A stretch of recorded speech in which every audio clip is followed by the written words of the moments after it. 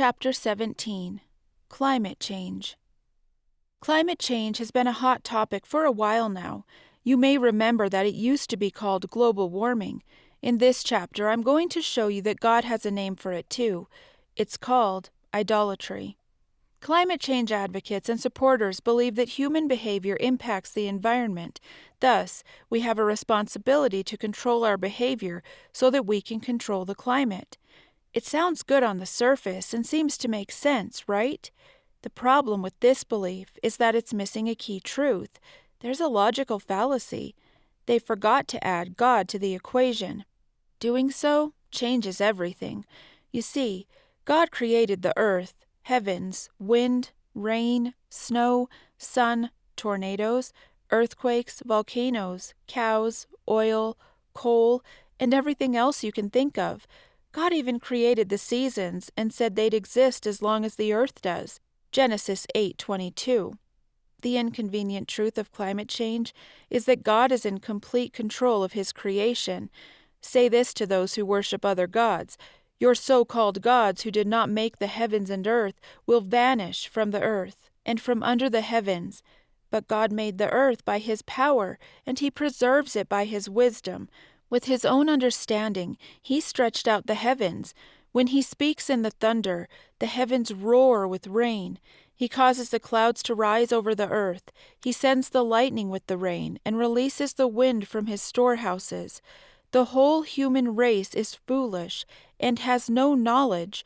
The craftsmen are disgraced by the idols they make, for their carefully shaped works are a fraud. These idols have no breath or power. Idols are worthless. They are ridiculous lies. On the day of reckoning, they will all be destroyed. But the God of Israel is no idol. He is the creator of everything that exists, including Israel, His own special possession. The Lord of heaven's armies is His name. Jeremiah 10:11-16, NLT. Once you factor in God, it becomes obvious that regardless of what we mere humans do to the environment, God is the one in control. Do you know who the Lord of heaven's armies is? It's Jesus. He's God in the flesh. When He returns to the earth at His second coming, He's leading the armies of heaven. Revelation 19. Jesus displayed His power over the climate and weather when He was here on earth the first time. Jesus got into a boat. His disciples followed Him. Behold, a violent storm came up on the sea, so much that the boat was covered with the waves, but He was asleep. The disciples came to Him and woke Him up, saying, "Save us, Lord, we are dying." He said to them, "Why are you fearful, O you of little faith?" Then He got up, rebuked the wind and the sea, and there was a great calm. The men marveled, saying, "What kind of man is this, that even the wind and the sea obey Him?" Matthew 8:22-27. You may wonder why the climate seems so out of control at times when God is in control. Why do we have terrible hurricanes, floods, droughts, and other natural disasters? Well, there are many reasons, but the main one is sin. Before Adam and Eve sinned, they lived in paradise. The weather and nature were perfect. When they sinned, God kicked them out of paradise and cursed all of creation. Genesis 3:17-18. Sin impacted everything. Against its will, all creation was subjected to God's curse. But with eager hope, the creation looks forward to the day when it will join God's children in glorious freedom from death and decay. For we know that all creation has been groaning as in the pains of childbirth right up to the present time. Romans 8:20-22, NLT. Since we humans are sinners, we cannot earn our own salvation. We also cannot reverse what God has cursed. It's all connected and tied to God's plan of redemption. When Jesus raptures the believers, they're all getting a brand new body that's built to live forever. In a similar fashion, the earth is going to be renewed as well. In fact, God is going to make a new earth and a new heaven after Jesus' second coming and His reign on earth. 2 Peter 3:5-13, Revelation 21:1. That new Earth will be the utopia the climate change advocates are trying to bring about with all their might.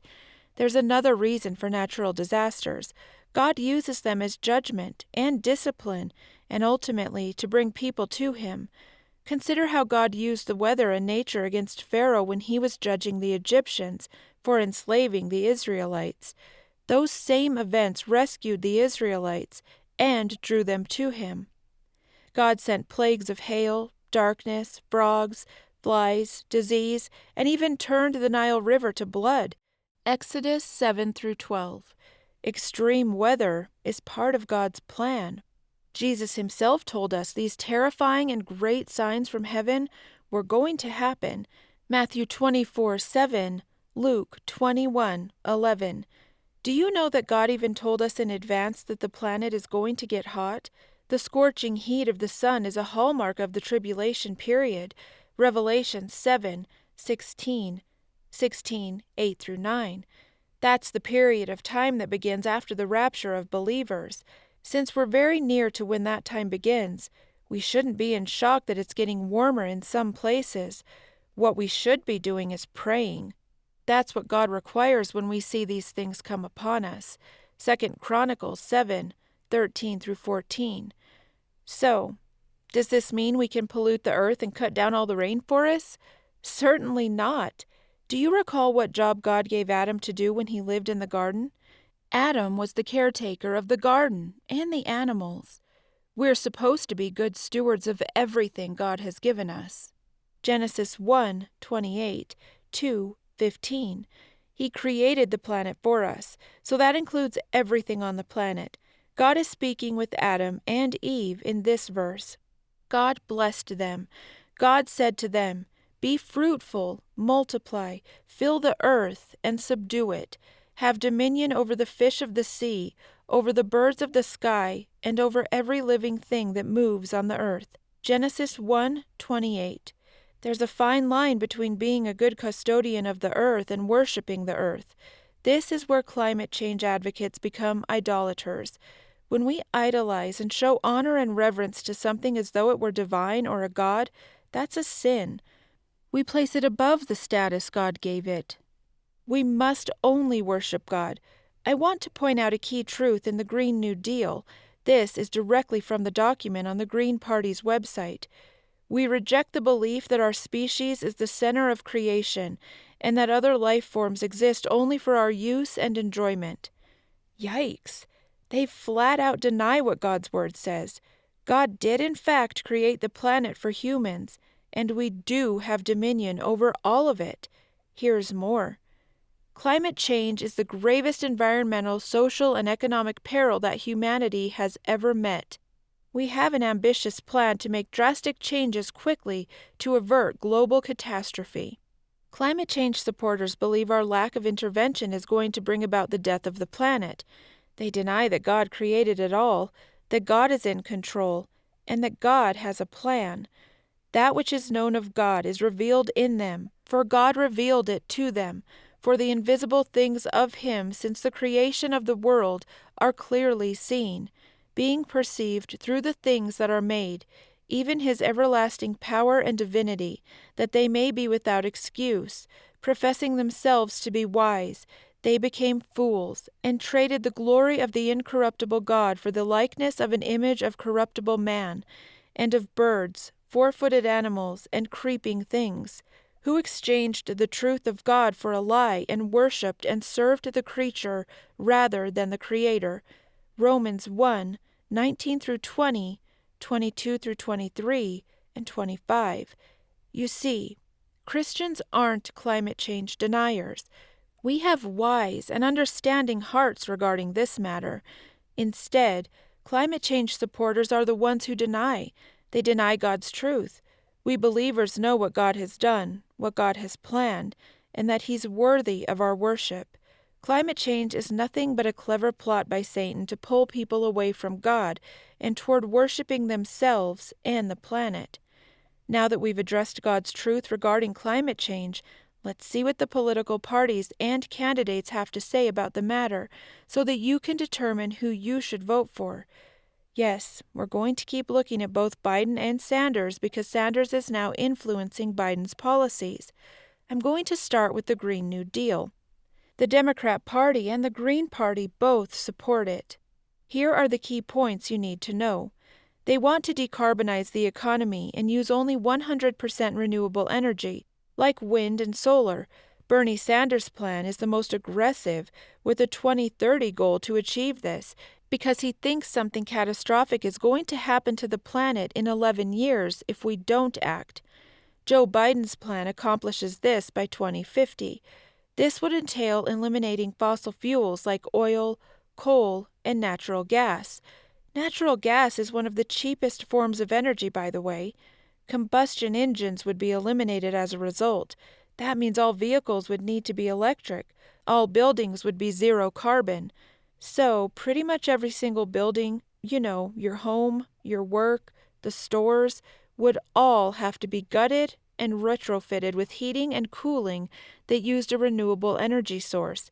They'd implement a carbon tax to drive the behavior they want to see. They say nuclear power is dirty, so that would go away too. They want to use high-speed rail instead of trucking and airplanes. So I'm not sure how you'd travel to Europe easily and quickly. Oh, and your lawn is wasteful, so that would be replaced with a vegetable garden because the plan discourages meat consumption, because cows produce carbon. The plan doesn't say what happens to all the roads, but they'd have to go away since most of them are asphalt, which is a form of petroleum. Maybe they've got flying electric cars in the works for us. Next, you need to know that the plan isn't really about the climate. No, it's about a whole new kind of economy, a socialist economy. We're going to dive into that issue in a later chapter. The Green New Deal includes a federal jobs guarantee and a huge amount of public investments. Since a whole slew of jobs and businesses would go away by decarbonizing the economy, the government will give you a new job that pays and has benefits. And your personal property and the property of businesses, well, that wouldn't really be yours or your employer's anymore. Here's a statement from the Green New Deal. Insist that every property right has an implied responsibility to provide for the common good of people, places, and the planet. So, they could force you to turn your front lawn into a community garden for the neighborhood. They could force businesses to stop producing something if they didn't think it was good for everyone. How do you think that's going to impact preachers, churches, independent Christian authors like myself, and publishers who print the Bible? This Green New Deal is about control. The plan also includes joining the Paris Agreement and providing $200 million to the Green Climate Fund to help developing countries go green. These United Nations initiatives would prevent America from producing clean coal, but allow China, India, and even Europe to continue doing so. So what exactly is that $200 million we'd give them for then? This isn't about climate change at all. Once again, it's economic. It's about wealth distribution and letting other countries have a financial advantage over the U.S. Under President Trump, our nation became energy independent. The Green New Deal and Paris Agreement would reverse that and keep America's natural resources in the ground.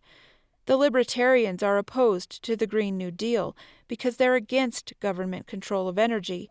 The Republicans support all forms of energy that are marketable in a free economy without subsidies, including coal, oil, natural gas, nuclear power, and hydropower. They believe the United Nations climate change initiatives are political mechanisms, and thus they reject the Paris Agreement. Let's see what President Trump has done regarding the environment since he's been in office. He withdrew the U.S. from the Paris Agreement, approved the Keystone XL and Dakota Access pipelines, expanded offshore drilling, reversed President Obama's suspension of new leases for oil and gas development on federal lands, opened the Arctic National Wildlife Refuge to domestic energy production, and he repealed the Clean Power Plan regulation, saving billions. Oh, and I already mentioned he achieved energy independence for us. For the first time since President Nixon, the U.S. exported more oil than we imported. More than that even, We became the #1 producer of oil and gas in the entire world. That's because he promotes energy development. The election omen tells us that a nation will advance in wickedness until it reaches the polar opposite of God. We were created to worship God and give him glory. A polar opposite of that is worshiping the earth that God created instead of God himself. Do the majority of Americans really support this crazy Green New Deal? It's tough to say. Some polls say there's a majority who support it, while others don't. We're on the fence. We're at a key turning point. I think this issue won't climax until after the rapture, because of the socialist components in the plan. That reeks of an Antichrist government. The tribulation period, when the Antichrist reigns, will be a time in which God uses the climate and weather to display his power. There will be intense hail, fire, earthquakes, locusts, drought, and scorching heat. You know, the more we and our leaders try to control the planet, the more God displays his awesome power to show us that he's the one in control. Don't fret about the climate. God's got this. He's in complete control. Vote for President Trump because he recognizes that the climate change agenda is a farce. Vote for your local and state candidates who recognize that God is the creator of all that exists and that he's in perfect control of his creation.